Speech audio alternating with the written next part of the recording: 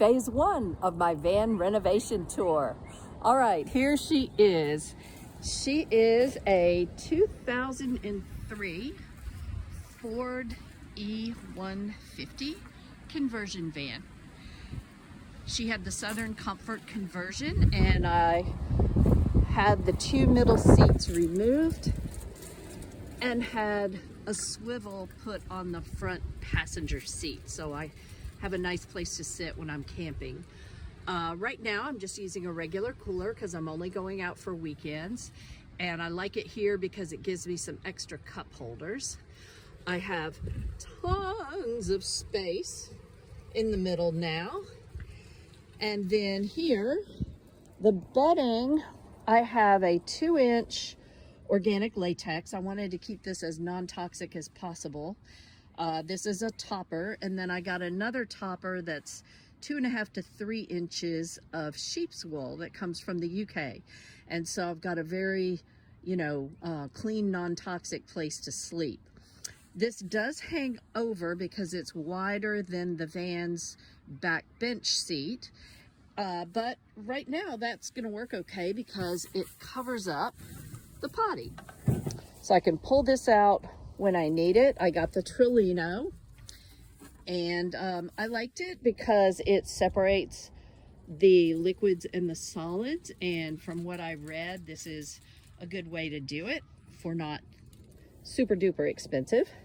And then when I don't need it anymore, I can just slide it under here, and it's mostly out of sight.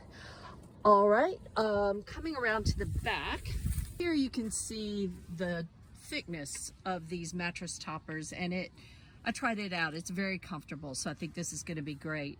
I got two 3-gallon glass water jugs. They'll have corks in them, but you can see I've got a lot of space back here in the garage. I'm gonna look for some shelving that will fit back here. So there she is. Phase one is complete. Hey everybody, meet Manu. He did a brilliant job getting my van ready for me to go out. It is the cleanest it's ever been. You would not believe what he got out of this thing when he cleaned it. Thank you. And listen, he's very reasonable. He's in Kennesaw, and so if you ever want a nice job done on your vehicle, definitely check Manu Hand Car Wash. We're in Kennesaw. Yes. Woo, it's a bright sunny day, and I just got done getting some more camping things at Walmart. Ran across this. I was looking for a good book to read while I'm camping. I love CJ Box, and they've got this hardcover on sale for $22 and change from, I think it was $36 or $39. Anyway, I'll be a happy camper reading this weekend. Check this out. I wish you could smell it. We've got chicken, veggies, aromatic herbs, and I'll tell you exactly how I made it. The first step is to go ahead and sear the chicken on both sides in olive oil and then set it aside. Next, you're going to chop up the veggies and the aromatics. So the carrots and the yellow potatoes, you can just chop up and set aside. And then the aromatic herbs are garlic, celery, onion. I used 5 large carrots. I used 1 large yellow potato, 4 chicken thighs, and then I used half a large onion chopped, 2 stalks of celery chopped, and 3 cloves of garlic chopped. For the spices, I used thyme and rosemary that was from my garden. Once you sear the chicken on both sides and set it aside, you're going to place your onion, celery, and garlic in that same pan that you seared the chicken and olive oil in. And you're going to go ahead and saute those until they become a bit translucent and tender. You will add the chicken and the aromatics that you just sauteed, along with the veggies, the spices, and 2 cups of chicken broth to the crock pot. Then you're going to cook it either on high for 4 to 6 hours or on low for 6 to 8 hours. Once this cools down, I'm going to store it in these lovely canning jars, these glass jars, and I will actually freeze them so I can use these. I can pull them out, put them in my cooler frozen, and then as the days go on while I'm camping, I pull out whatever I'm ready to eat and cook it. So I think it's going to be very, very lovely to not only get out in nature, but to eat healthfully while doing so. These are the few of the basics that I thought I could use on this trip.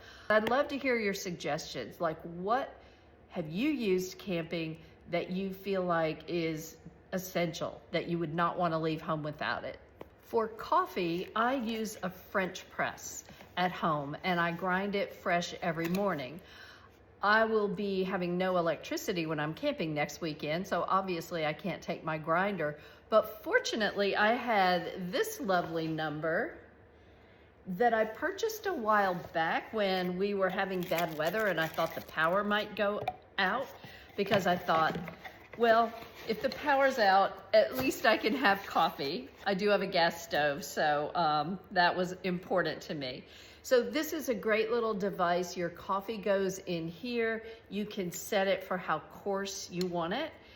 This fits right on the top, and then you just grind it yourself, the old-fashioned way.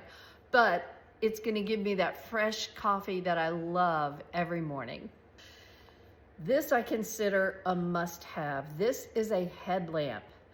I will most of the time be camping on my own, and you know, when it's dark and you're trying to do something, you need both hands free. So the headlamp is great. You can have light and you can have your hands free at the same time. These are canvas gloves and they have leather and padding on the inside. They also, I had to leave this tag on to show you guys, they also have a little tag that says prickle protection. And I thought, okay, I want prickle protection when I'm gathering deadfall wood to build a fire with. So that was one excellent purchase. Good morning, family. I am videoing from beautiful Lake Lanier. This is my van that I have into a rudimentary camper. This is the maiden voyage camping trip. But I want you to look at this gorgeous site. So this is set up. This is my site currently. But then look at this. There's a nice little open area in between.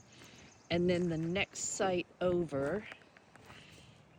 And then as you pan around, there's a third one right there. So the sun comes up over here and then, you know, kind of goes across, and there is a lovely sunset that occurs over there on the other side of my van.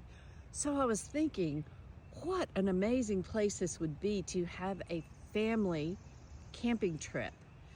We could set up cornhole or something like that in this open space in between. And if we got all three of these spaces, it would be amazing. It is a primitive campsite, so there's no water or electricity. There are only 14 sites in the whole place, and they're only $25 a night. It's a national park. So anyway, let me know if you guys are interested.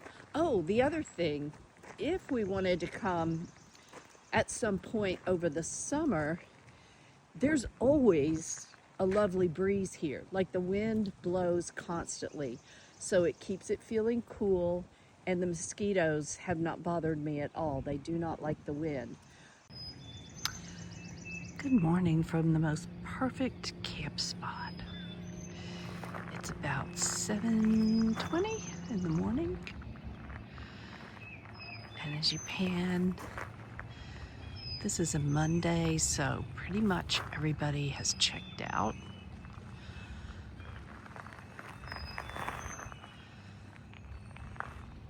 What a gorgeous sunrise.